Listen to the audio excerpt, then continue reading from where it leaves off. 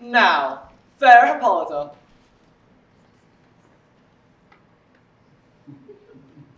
our nuptial hour draws on apace. For happy days bring in another moon. But oh, methinks how slow this old moon wanes. For days shall quickly steep themselves in night. For night shall quickly dream away the time. And then the moon, like to a silver bone bent in heaven, shall behold the night of our solemnities. Go, Philostrate, stir up the Athenian youth to merriment. Awake the pert and nimble spirit of mirth.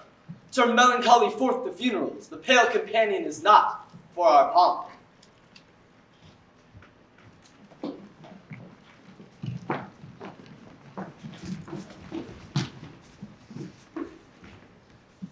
Happy be Theseus, a renowned duke. Thanks, good Aegeus. What's the news with thee? Full of vexation come I, with complaint against my child, my daughter Hermia. Stand forth, Demetrius, my noble lord. This man hath my consent to marry her. Stand forth, Lysander, and, my gracious duke, this hath bewitched the bosom of my child. Thou, Lysander, thou hast given her rhymes and interchanged love tokens with my child. With cunning hast thou filched my daughter's heart, and turned her obedience, which is due to me, into scornful harshness. And, my gracious duke, be it so she will hear not before your grace, agree to wed with Demetrius. I beg the ancient privilege of Athens. As she is mine, I may dispose of her, whether that be to this man or to her death, according to our law, immediately provided in that case. What say you, fair Hermia? Be advised, fair maid. To you, your father should be as a god. Demetrius is a worthy gentleman. So is Lysander. In himself, he is. But in this kind, wanting your father's voice, the other must be held the worthier. I would my father looked but with my eyes. Rather your eyes must with his judgment look. I do entreat your grace to pardon me. But I beseech your grace that I may know the worst that may befall me in this case, if I refuse to wed Demetrius. Take time to pause, and by the next new moon, the sealing day betwixt my love and me. Upon that day either prepare to die for disobedience to your father's will, or else to wed Demetrius as you would, or on Diana's altar to protest, to live a barren sister all your life. Relent, sweet Hermia, and Lysander. Yield thy praise title to my certain right. You have her father's love, Demetrius. Let me have Hermia's. Do you marry him? Scornful Lysander! True, he hath my love. What is mine, my love shall render him. And she is mine, and all my right of her I do estate unto Demetrius. I am my lord, as well derived as he, as well possessed. My love is more than his, and which is more than all these boasts can be? I am beloved of beauteous Hermia. Why should not I then prosecute my right? Demetrius and Aegeus, go along. I must employ you in some business. For you, fair Hermia, look you arm yourself to fit your fancies to your father's will, or else the law of Athens yields you up to death, or to a vow of single life. Come, Hippolyta.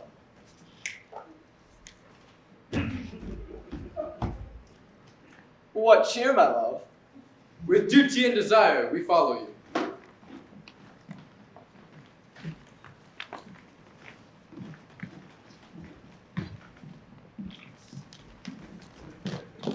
Hear me, Hermia. I have a widow aunt, a dowager of great revenue. She hath no child, and respects me as her only son. From Athens is her house, remote 7 leagues. There, gentle Hermia, may I marry thee. If thou lovest me, then steal forth thy father's house tomorrow night, and in the wood, there I will stay for thee. In that same place thou hast appointed me. Tomorrow truly I will meet with thee. You promise, love. Look, here comes Helena. Godspeed, fair Helena. Whither away? Call you me fair, that fair again unsay. Demetrius loves your fair. Oh, happy fair! Your eyes are lodestars, and your tongue sweet air. More tunable than lark to shepherd's ear when we scream, when hawthorn buds appear.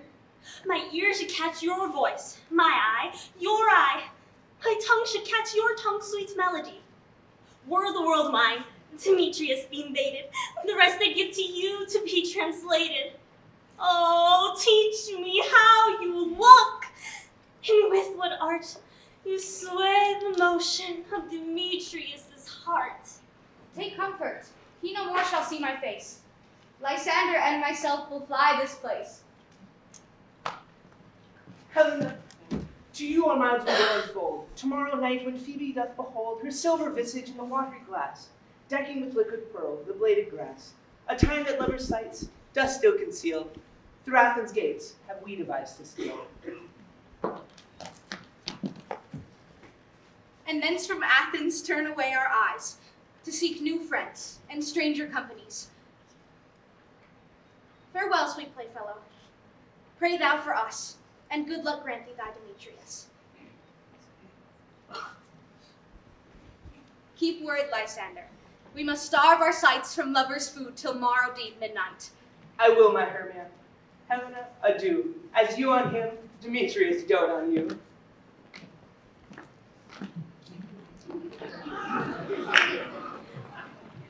How happy some, or other some can be. Through Athens I am thought as fair as she. But what of that? Demetrius thinks not so. He will not know all, but he do know. I will go tell him of fair Hermia's flight. Then to the woods will he tomorrow night pursue her. And for this intelligence, if I have thanks, it is a dear expense. But here mean I to enrich my pain, to have the sight bitter, and back again.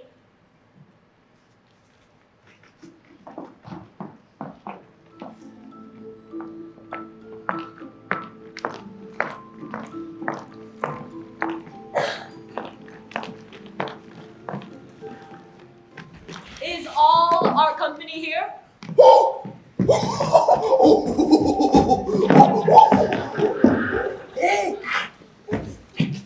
You were best to call them, generally man by man, according to the script.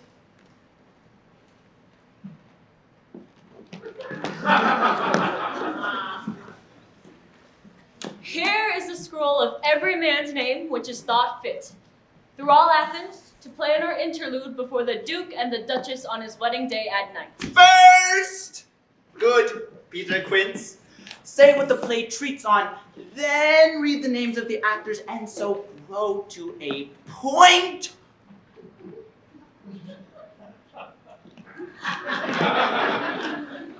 Mary, our play is the most lamentable comedy and most cruel death of Pyramus and Thisbe.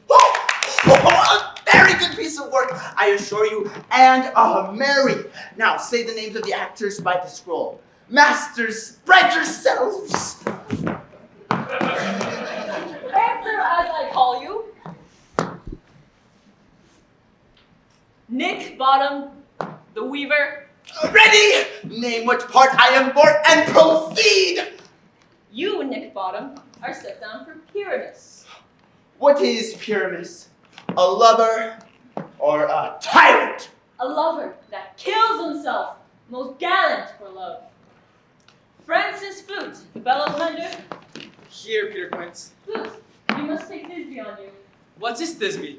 A wandering knight? She is the lady that Pyramus must love. Nay, Faith, let not me play a woman. I have a beard coming.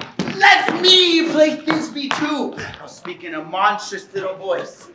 Thisbe, Thisbe. Oh, Pyramus, my lover dear! No, you must play Pyramus. Robin Starling, the tailor. Here, Peter Quince. You, Robin Starling, Thisbe's mother. Tom Snap, the tinker. Here, Peter Quince. You, Pyramus's father. Myself, Thisbe's father. Snug the joiner. You, the lion's part. And I hope here is a play fitted. Have you the lion's part written? Pray you, if it be, give it me, for I am slow of study. You may do it extempore, for it is nothing but roar. Let me play the lion too. I'll roar that I'll make any man's heart good to hear me. I'll roar that I'll make the Duke say, let him roar again. Let him roar again. Roar!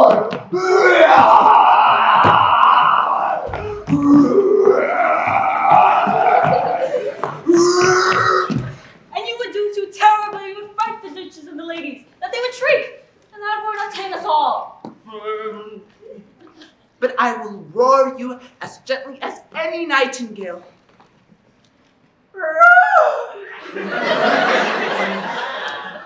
No, you can play no part by Pyramus. But masters, here are your parts. I am to request you, entreat you, and desire you to learn them by tomorrow night. And meet me at the Palace Wood, a mile without the town, by moonlight. We shall meet again, and there we may rehearse most obscenely and courageously. Take pains, be perfect. Adieu.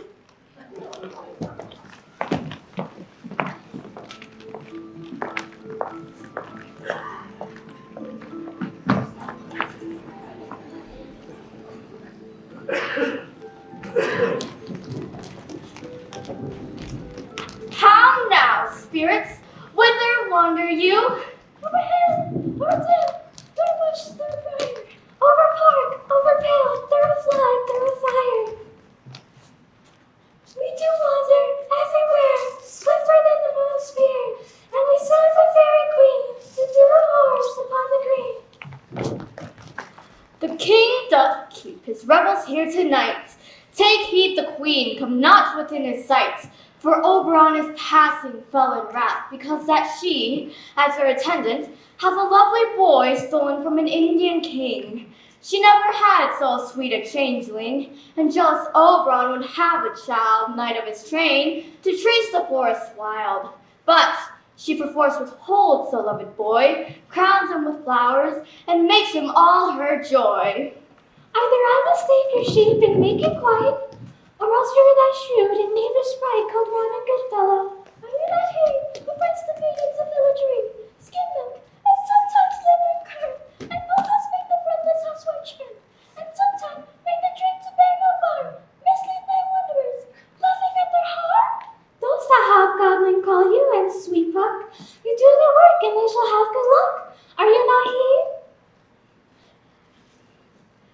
Thou speakest right.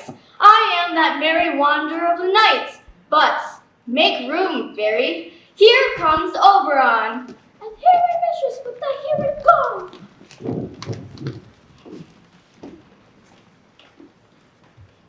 Ill met by moonlight, proud Titania. What, jealous Oberon? Why art thou here come from the farthest step of India? But that, forsooth, the bouncing Amazon, your buskin mistress and your warrior love, to Theseus must be wedded, and you come to give their bed joy and prosperity. How canst thou thus for shame, Titania? Glance at my credit with Hippolyta, knowing I know thy love to Theseus. These are the forgeries of jealousy. Why should Titania cross her Oberon? I do but beg a little changeling boy to be my henchman. Set your heart at rest. The fairy land buys not the child of me. His mother was a votress of my order, but she, being mortal, of that boy did die, and for her sake do I rear up her boy, and for her sake I will not part with him. How long within this wood intend you stay? Perchance till after Theseus' wedding day. If you'll patiently dance in our round and see our moonlight revels, go with us. If not, shun me, and I will spare your haunts. Give me that boy, and I will go with thee. Not for thy fairy kingdom. Fairies, away. We shall chide downright if I longer stay. Well, go thy way. Thou shalt not torment. Thou shalt not from this grove till I torment thee for this injury. My gentle Puck, come hither.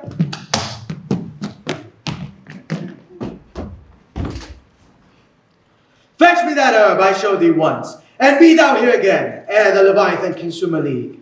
The juice of it on sleeping eyelids laid will make or man or woman madly dote upon the next live creature that it sees. I'll put a girdle round about the earth in 40 minutes. Having once this juice, I'll watch Titania when she is asleep, and drop the liquor of it into her eyes. But who comes here? I am invisible, and I will overhear the conference. I love thee not, therefore pursue me not. Where is Lysander? If fair Hermia, the one I'll slay. The other slayeth me. Thou toldest me they were stolen onto this wood, and here am I, and wood within this wood, because I cannot meet my Hermia. Hence, get thee gone, and follow me no more. You draw me, you hard-hearted adamant, but yet you draw not iron, for my heart is true as steel. Leave you your power to draw, and I shall have no more power to follow you. Do I entice you? Do I speak you fair? Or rather, do I not in the plainest truths tell you I do not, nor I cannot love you? And even for that do I love you the more? Tempt not too much the hatred of my spirit, for I am sick when I do look on thee. And I am sick when I look not on you. I'll run from thee, and hide me in the brake, and leave thee to the mercy of wild beasts. The wildest cat, not such a heart as you. I will not stay thy question. Let me go. Or if thou follows me, do not believe that I shall do thee mischief in the wood.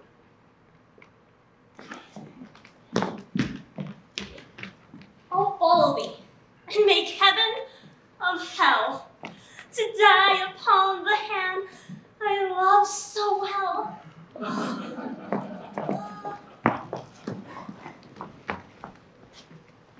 Fare thee well, nymph, ere he do leave this grove. Thou shalt fly him, and he shall seek thy love. Hast thou the flower there? Welcome, wanderer. Aye, there it is. There sleeps Titania some time of the night, lulled in these flowers with dances and delight. And with the juice of this, I'll streak her eyes, and make her full of hateful fantasies. Thou take some of it, and seek through this grove. A sweet Athenian lady is in love with a disdainful youth. Anoint his eyes, but do it when the next thing he espies may be the lady. Thou shalt know the man by the Athenian garments he hath on.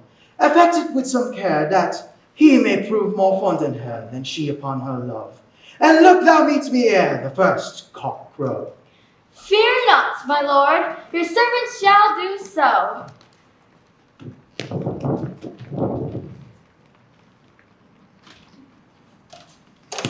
Come, now Roundel, sing me now asleep. Then to your offices and let me rest.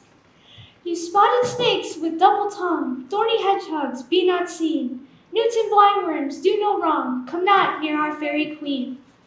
Philomel with melody, singing our sweet lullaby. Lule, lule, lullaby, lule, lule, lullaby. Never harm nor spell nor charm, come our lovely lady nigh. So good night with lullaby.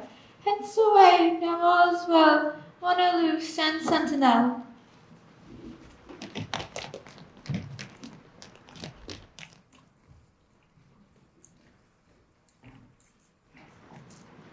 What thou seest when thou dost wake, do it for thy true love take.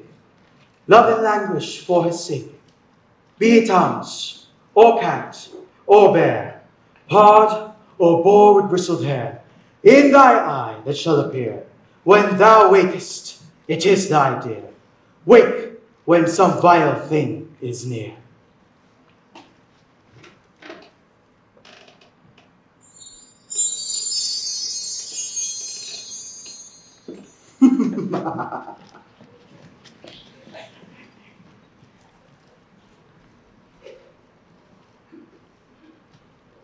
Fair love, you faint with wandering in the wood, and to speak truth, I've lost our way. We'll rest us, Hermia, if you think it good, and tarry for the comfort of day. Be it so, Lysander. Find you out to bed. For I upon this bank will rest my head. One turf shall serve as pillow for us both. One heart, one bed, two bosoms, one troth. Nay. Good Lysander. Lie further off yet. For my sake, my dear, do not lie so near.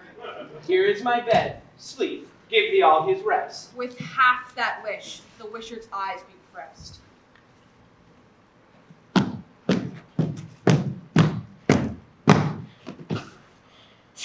forest have I gone, but Athenian found I none. Who is here? Weeds of Athens he doth wear. This is he, my master said, despised the Athenian maid. And hear the maiden, sleeping sound on the dank and dirty ground. Churl, upon thy eyes I throw all the power this charm doth owe.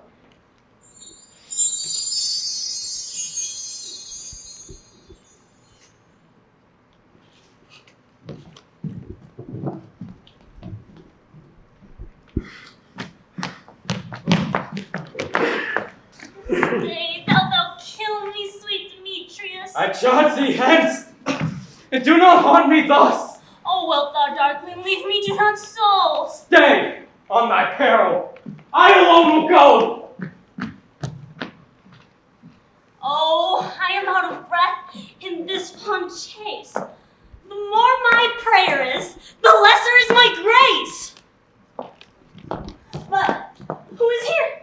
Lysander? On the ground? Dead? Asleep? I see no blood, no wound. Lysander, if you live, good sir, awake! And run through fire I will for thy sweet sake. Transparent Helena, nature shows art, that through thy bosom makes me see thy heart.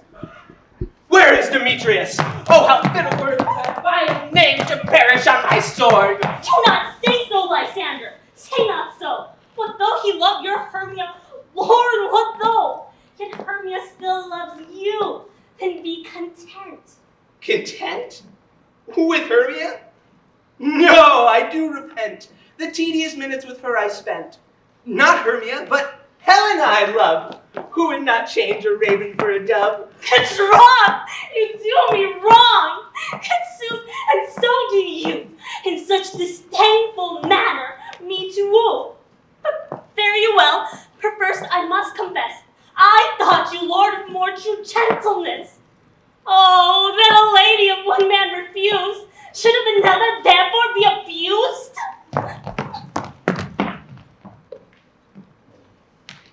She sees not Hermia. Hermia, sleep thou there. And never mayest thou come Lysander near. And with all my powers address your love it might, to honor Helen, and to be her knight.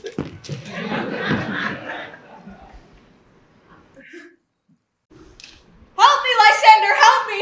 Do thy best to pluck this crawling serpent from my breast! Ay me, for pity, what a dream was here! Lysander, look how I do quake with fear! Alack, where are you? Speak, and if you hear, speak of all loves, I swoon, almost with fear. No? Then I well perceive you are not nigh. Either death or you I'll find immediately.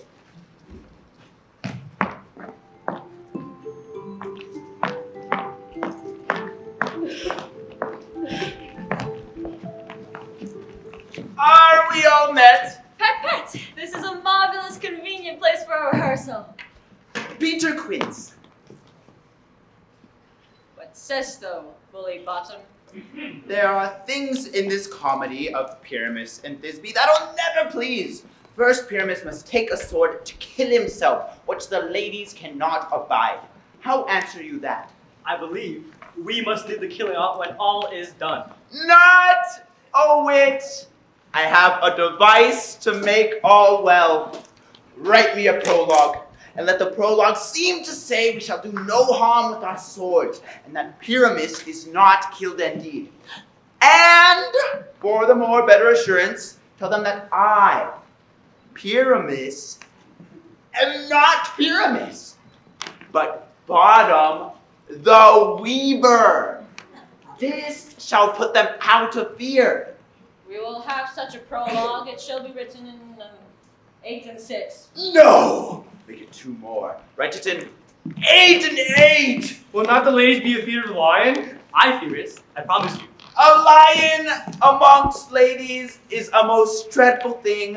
For there is not a more fearful wildfowl, and we ought to look to't.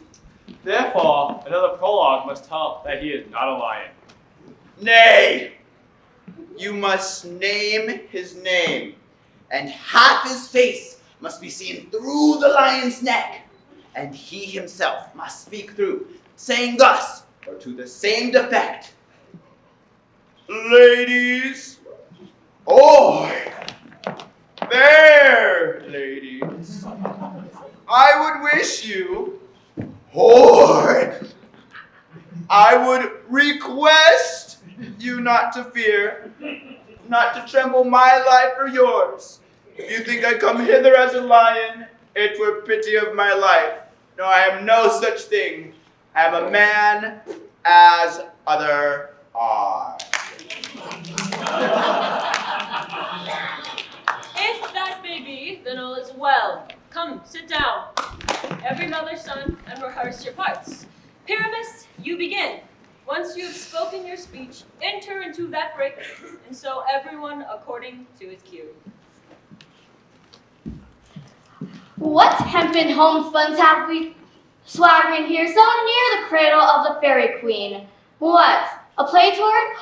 I'll be an auditor, an actor too, perhaps, if I see cause. Speak, Pyramus. Thisbe, stand forth. Thisbe, the flowers of odious savor sweet. Odors. Odor savor sweet. So hath thy breath, my dearest Thisbe dear. But hark, a voice. Stay thou but here a while, and by I will to thee appear.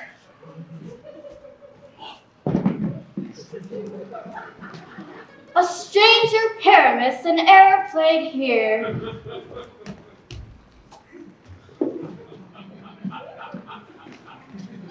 Must I speak now? Aye, very must you, for you must understand he goes but to see a noise that he heard, is to come again. Oh, as truest horse, that yet would never tire. I'll meet thee, Pyramus, at any still. Ninnis, 2 men. Pyramus, enter, your cue is past. Oh, as truest horse, that yet would never tire. Oh, Thisbe! If I were only fair, I were only thine. Oh, monsters! Oh, strange! We're haunted! We're bastards! Fly bastards!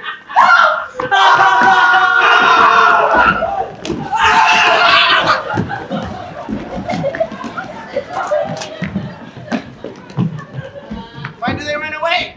This is a knavery of them to make me afeard. Oh, Balsam, thou art changed. What do I see on thee? What do you see? You see an ass head of your own, do you? Musty! The word translated! I see their knavery. This is to make an ass of me. To frighten me if they could. Do what they can, I will not stir from this place. I shall walk up and down here, and I shall sing, so they shall see I am not afraid.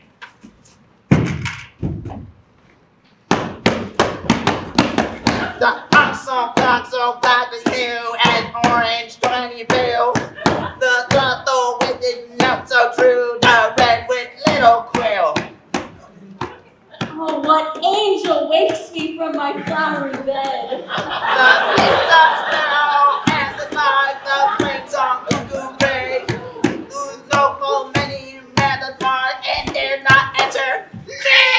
Oh, I pray thee, gentle mortal, sing again, for mine ear is much enamored of thy note, and so is mine eye enthralled to thy shape, and thy fair virtues force perforce doth move me on the first view to say, to swear, I love thee.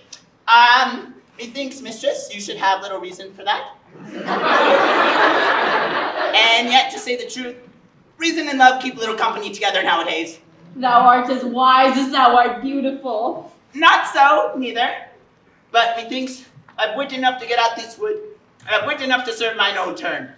Out of this wood do not desire to go. Thou shalt remain here, whether thou wilt or no, and I will purge thy mortal grossness so that thou shalt like an airy spirit go. Peas blossom, cobweb, moth, and mustard seed. And I.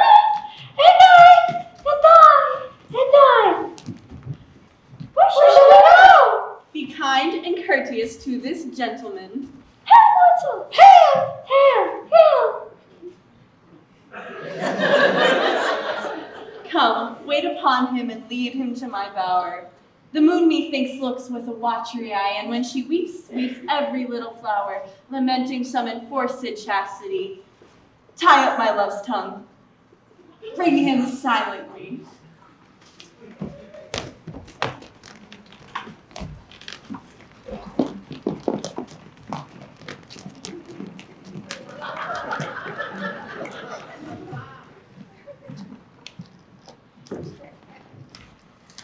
When in that moment, so it came to pass, Titania awaked and straightway loved Anaz. This falls out better than I could devise.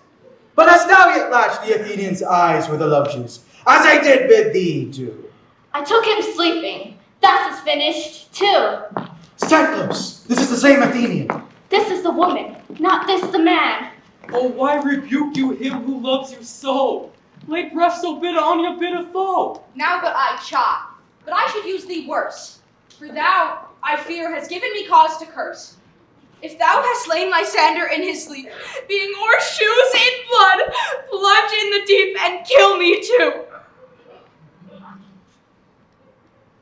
Where is he? Ah, good Demetrius, wilt thou give him me? You spend your passion on a misinspired mood. I am not guilty of Lysander's blood, nor is he dead. For aught that I can tell. I pray thee, tell me then that he is well. And if I could, what should I get there for? Oh! A privilege never to see me more, and from thy hated presence part I so. See me no more, whether he be dead or no.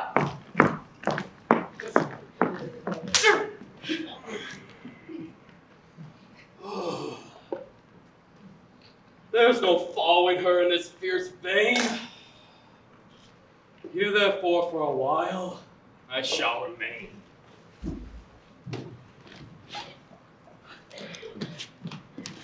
What hast thou done?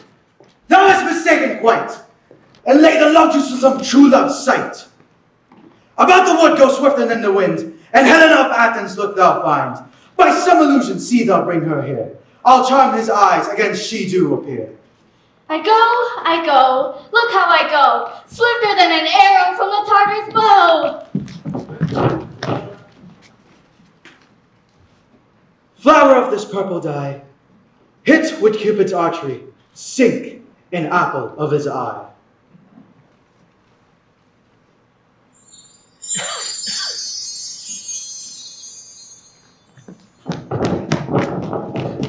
Captain of our fairy band, Helena is here at hand, and the youth, mistook by me, pleading for a lover's fee. Shall we their fond pageant see? Lord, what fools these mortals be! Stand aside. The noise they make will cause Demetrius to awake. I had no judgment when to her I swore. Nor none in my mind I give her o'er. Demetrius loves her. He loves not you. Oh. Oh, Helen, goddess, nymph, perfect, divine, to what, my love, shall I compare thine eye? Oh, crystal is muddy, oh, how ripe and show thine lips, those kissing cherries, tempting grown! Oh, spite! Oh, hell! I see you all are bent to set against me for your merriment. You are unkind, Demetrius. Be not so. For you love Hermia. This you know I know. And here, with all goodwill, with all my heart, in Hermia's love, I yield you up my part. And yours of Helena, to me bequeath, whom I do love and will do till my death. Never did mockers waste more idle breath. Lysander, keep thy Hermia, idle nuns. If e'er I loved her, all that love is gone. Helen, it is not so. Disparage not the faith thou dost not know, lest to thy peril, thou wilt buy it dear. Look where thy love comes, yonder is thy dear. Lysander, found. Mine ear, I thank it, brought me to thy sound. But why unkindly didst thou leave me so? Why should one stay whom love doth press to go? What love could press Lysander from my side? Lysander's love that would not let him bide. Why seekest thou me? Could not this make thee know the hate I bear thee made me leave thee so? You speak not as you think. It cannot be. Lo, she is one of this confederacy. Now I perceive they have conjoined all three to fashion this false sport in spite of me. Injurious Hermia, most ungrateful maid, have you conspired? Have you with these contrived to bait me with this foul derision? Will you rend our ancient love asunder to join with men in scorning your poor friend? I am amazed at your passionate words. I scorn you not. It seems that you scorn me. Have you not made Lysander peasant scorn to follow me and praise my eyes and face, and made your other love Demetrius, who even but now did spur me with his foot, call me goddess, nymph, divine, and rare? I understand not what you mean by this. I do. Her servant counterfeits that looks, make mouths upon me when I turn my back, wink each at other, hold the sweet jest up. Stay gentle, Helena. Hear my excuse. My love, my life, my soul, fair Helena. Oh, excellent. Sweet, do not scorn her so. Helena, I love thee by my life I do. I swear by that which I will lose for thee, to prove him false who says I love thee not. And I say I love thee more than he can do. If thou say so, withdraw and prove it too. Quick, come! Lysander, where to tens all this? Hang off, thou cat, thou bird. Vile thing let loose, or I will shake thee from me like a serpent. Why are you grown so rude? What change is this? Sweet love. Thy love? Out, Johnny Tartar, out, loathed medicine. Oh, hated potion, hence. Do you not jest? Yes, soothe and so do you. Be certain nothing truer. 'Tis no jest that I do hate thee and love, Helena. Oh, me, you juggler! You canker blossom! You thief of love! What? Have you come by night and stolen my love's heart from him? I pray you, though you mock me, gentlemen, let her not hurt me. I was never cursed. Oh! Be not afraid, she shall not harm thee, Helena. You are too officious in her behalf to exploit your services! Let her alone! Speak not of Helena! Take not her part! For if thou dost intend never so little show of love for her, thou shalt buy it. Now she holds me not. Now withdraw and to try whose right of thine or mine is most in Helena. Follow? Nay, I'll go with thee, cheek by jowl.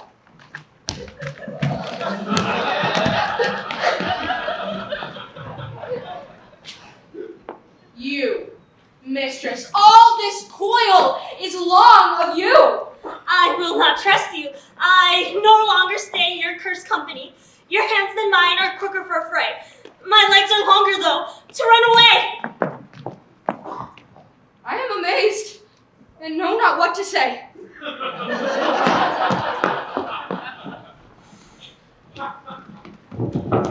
This is thy negligence. Still thou mistakest, or else committest thy knaveries willfully. Believe me, King of Shadows, I mistook, and so far am I glad it so did, sir, as this their jangling I esteem a sport. Thou seest these lovers seek a place to fight. Hide therefore, Robin, over cast night, and lead these testy rivals so astray, as one come not within another's way. Then crush this herb into Lysander's eyes, whose liquor hath this virtuous property, whilst I in this affair do thee employ. I'll to my queen, and beck her Indian boy. Then I will her charmed eye release from monster's view. In all things shall be peace. Up and down, I will lead them up and down. I am feared in field and town. Goblin, lead them up and down. Here comes one. Where art thou, Demetrius? Speak thou now! Come, villain, John and ready. Where art thou? I will be with thee straight. Follow me then to plainer ground. Lysander! Speak again! Thou runaway! Thou coward! Art thou fled? Speak! In some bush? Where dost thou hide thy head? Come, recreant, come, thou child. I'll whip thee with the rod. He is the fawn which draws the sword on thee. Yea, art thou there? Follow my voice. We'll try no manhood here.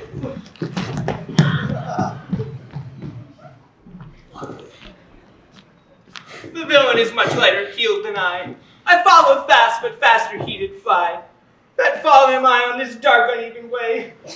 Who rest me now? Come, thou gentle day. Come hither, I am here. Nay, then thou mockest me. Thou shalt by this deer, if ever I thy face thy daylight see. Now go thy way. Faintness constrains me to measure out my life on this cold bed. Thy days approach. Look to be visited.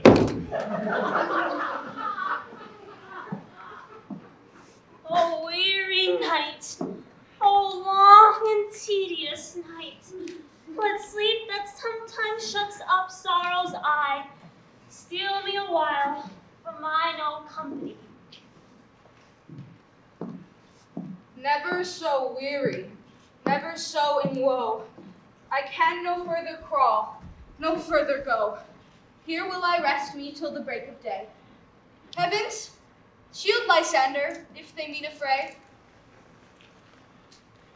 On the ground, sleep sound. I'll apply to your eye, gentle lover, remedy.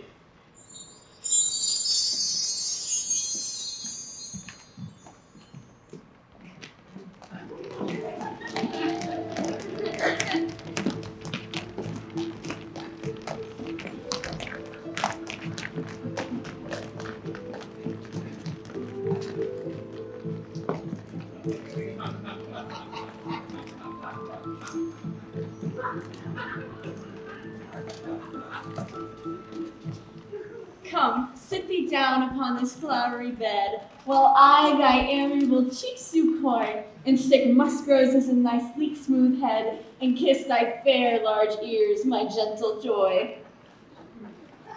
Where's Peace Blossom? Scratch my head, Peace Blossom. And Monsieur Mustard Seed? What is your will? None.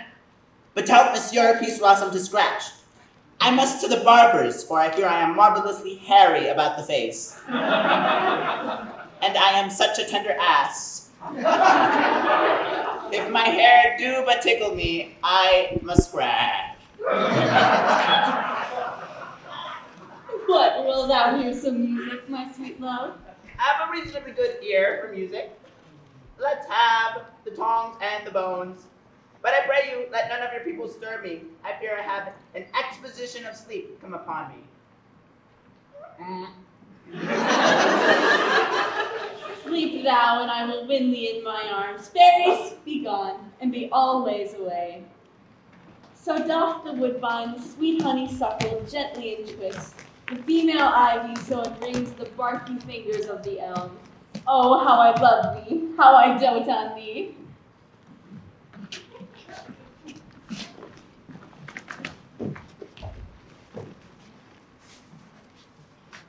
Welcome, good Robin. Seest thou this sweet sight? Her dotage now I do begin to pity. And now I have the boy.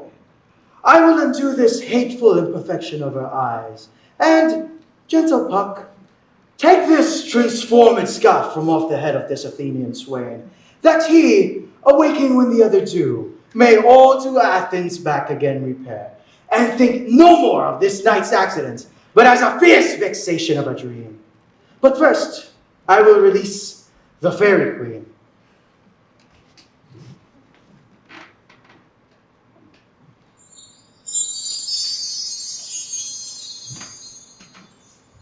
Oh, my Oberon, what visions have I seen?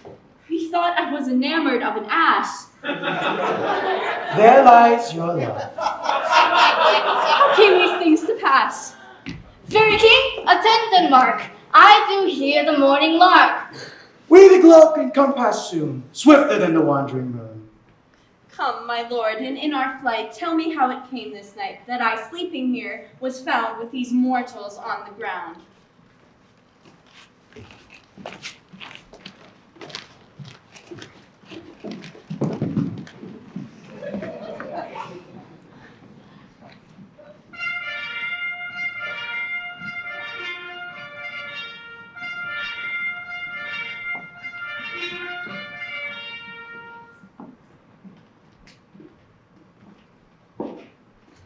My hounds are bred out of the Spartan kind, so fluid, so sanded.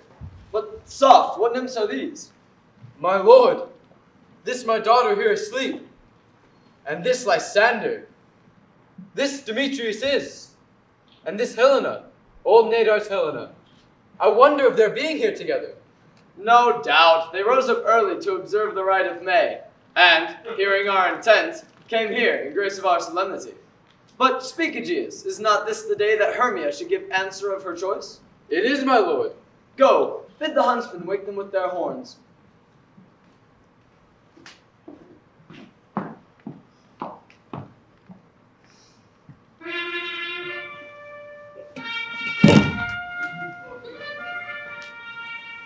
Good morrow, friends. Pardon, my lord. I pray you all stand up.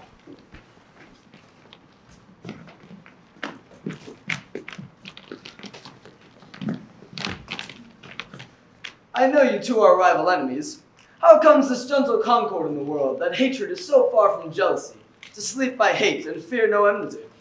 My lord, I shall reply amazedly, half sleep, half waking, but as yet I swear I cannot truly say how I came here. But as I think, for truly would I speak, I came here with Hermia hither. Our intent was to be gone from Athens, where we might be without the peril of Athenian law. Enough! Enough! My lord, you have enough! I beg the law upon his head! My lord, fair Helen told me of their stealth, of this their purpose hither to this wood.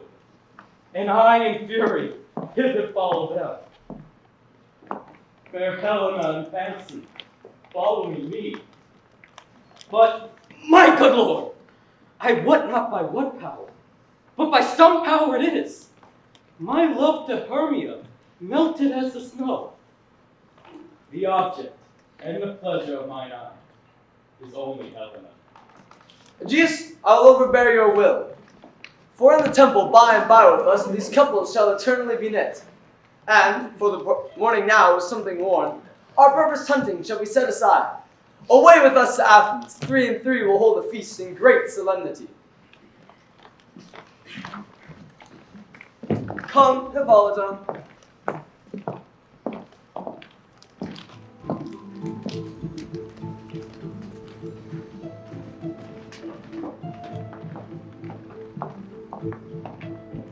Masters, the Duke is coming from the temple, and there are 2 or 3 more lords and ladies more married.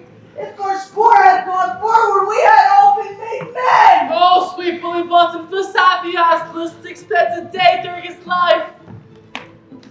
Oh, bottom! Almost courageous day, almost happy hour! Masters! I am to discourse wonders. But ask me not what, for if I tell you I am not true Athenian.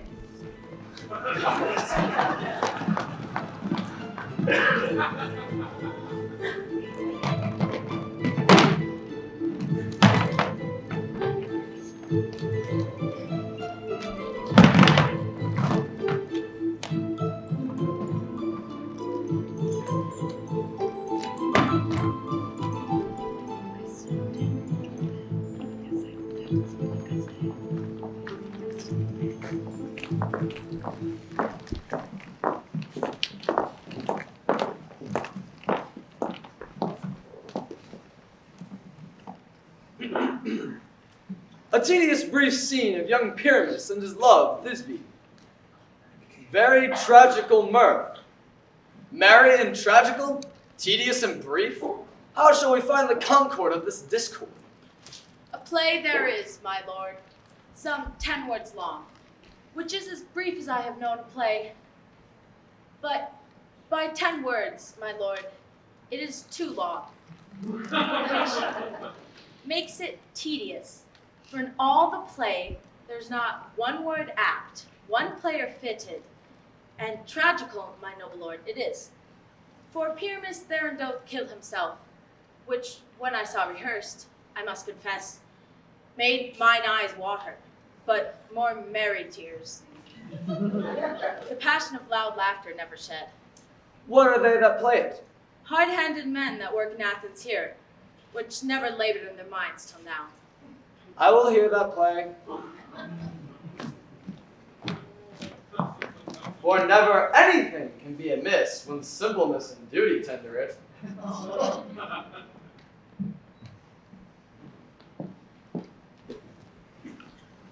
So please, your grace, the prologue is addressed. Let him approach.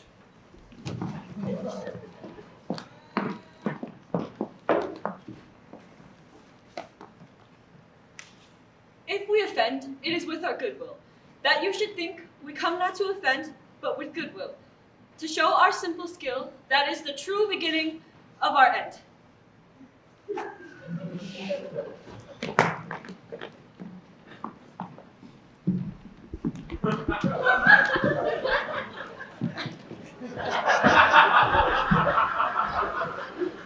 In this same interlude, it doth befall that I, once now by name, present a wall, and such a wall as I would have you think in it a crannied hole or chink. This loam, this rough cast, this stone doth show that I am that same wall. And such a wall, this the truth is so, and this the crannied is, rough and sinister, through which the fearful lovers are to whisper.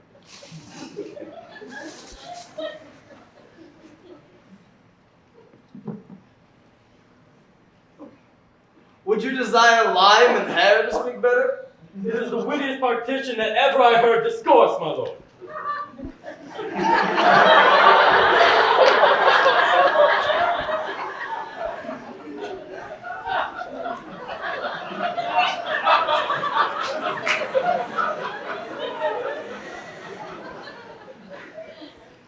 Oh, grim to look night! Oh, night with hue so black! Oh, night, which ever art when day is not! Oh, night! Oh, night! Alack! Alack! Alack! I fear my Thisbe's promises forgot! And thou, O wall, O sweet and lovely wall, that stands between her father's ground and mine, thou wall, sweet wall,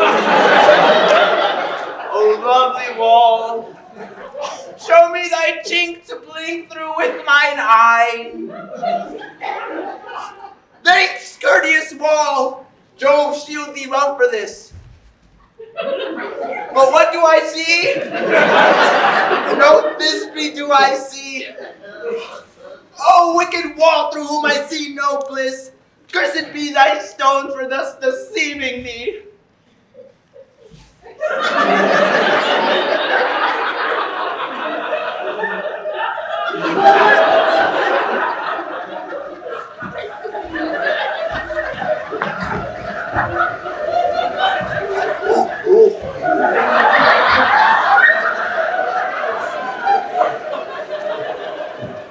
The wall, methinks, being sensible, should curse again. No! In truth, sir, he should not. Deceiving me is Thisbe's cue. She is to enter now, and I am to spy her through the wall. You shall see it will fall pat as told you. Yonder she comes.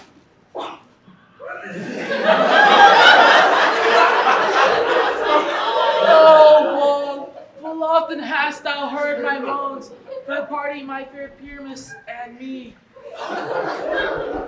I see a voice. Now I will to the chink to spy, and I can hear my Thisbe's face. Thisbe! My love, thou art my love, I think. Oh, kiss me through the hole of this vile wall!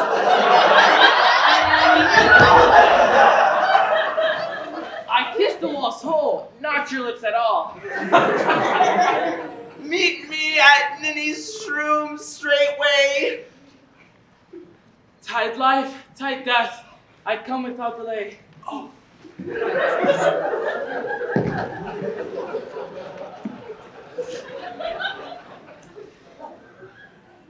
Thus have I, Wall, my part discharged so, and being done, thus Wall, away doth go. This is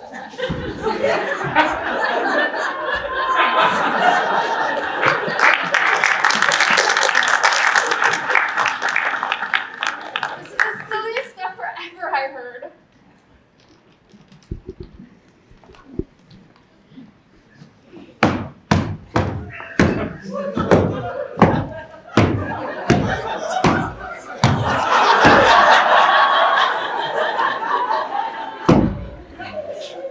You, ladies, yous whose gentle hearts do fear the smallest monstrous mouse that creeps on the floor, may now perchance both quake tremble here, when lions rough and wildest rage doth roar. Then know that I, as Snug the Joiner, am a lion fell, nor else no lion's dam. For if I should as lions come in strife into this place, 'twere pity on my life. All that I had to say is to tell you that the lantern is the moon. I, the man in the moon, this thorn bush, my thorn bush, and this dog, my dog.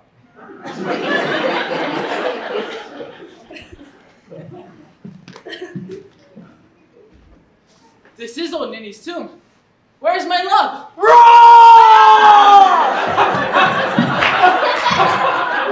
Well roared, lion! Well run, Thisbe. Well shown. Really, the moon shines with a good grace. Well mouse, lion. And then came Pyramus.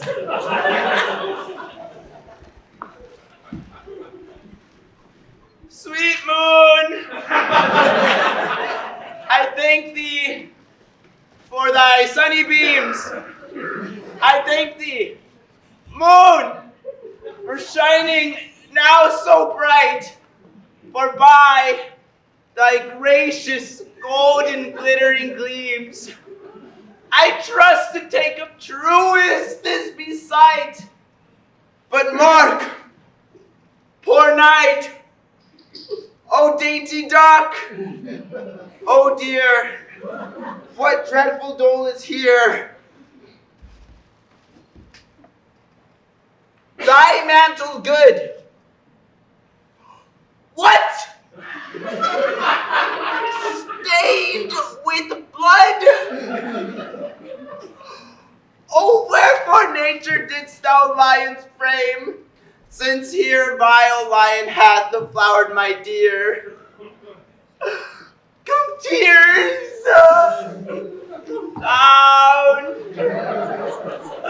out sword, out wood. The pap of Pyramus, thus die I. Thus.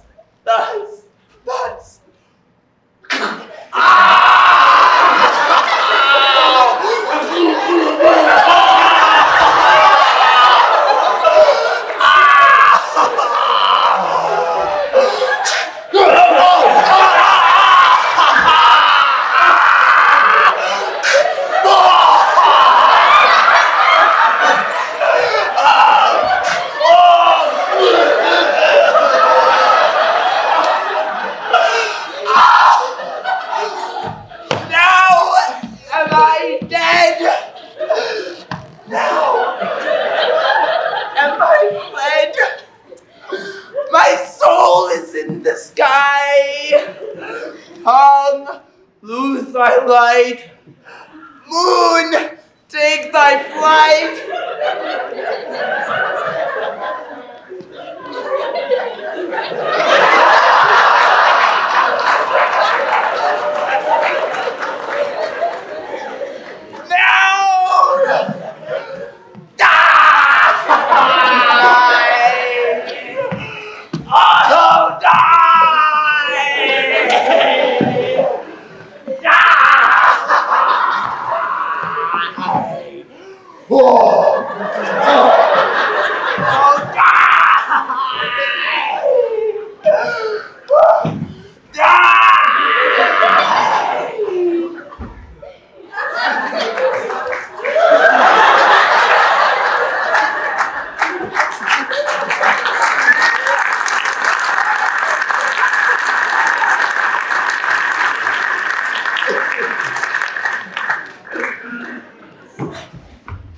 Asleep, my love? What? Dead, my dove? Oh, Pyramus, arise!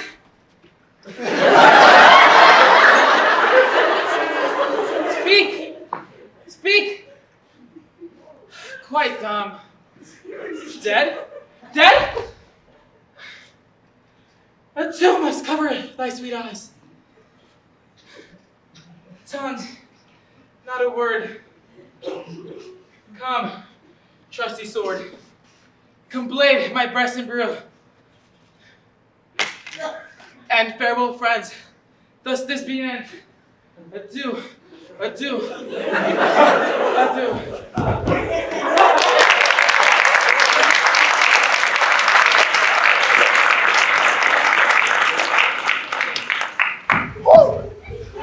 Would it please you to see the epilogue or to hear a brigamess dance between the two of our company? No epilogue, I pray you, for your play needs no excuse. The iron tongue of midnight hath told 12. Lovers, to bed. 'Tis almost fairy time. I fear we shall outsleep the coming morn as much as we this night have overwatched. A fortnight hold we this solemnity, and nightly revels and new jollity.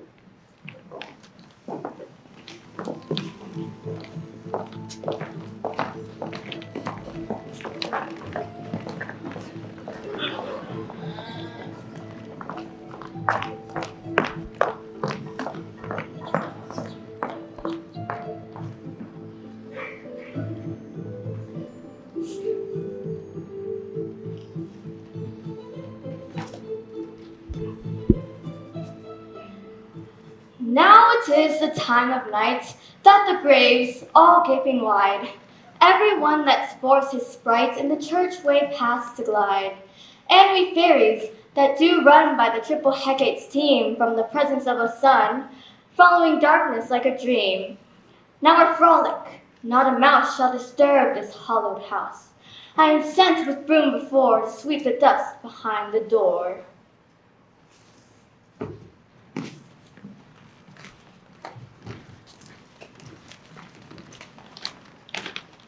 Through the house give glimmering lights, by the dead and drowsy fire. Every elf and fairy sprout, hop as light as bird from dry. And this ditty, after me sing, and dance it trippingly. First rehearse your song by rote, to each word a warbling note. Hand in hand with fairy grace will we sing and bless this place.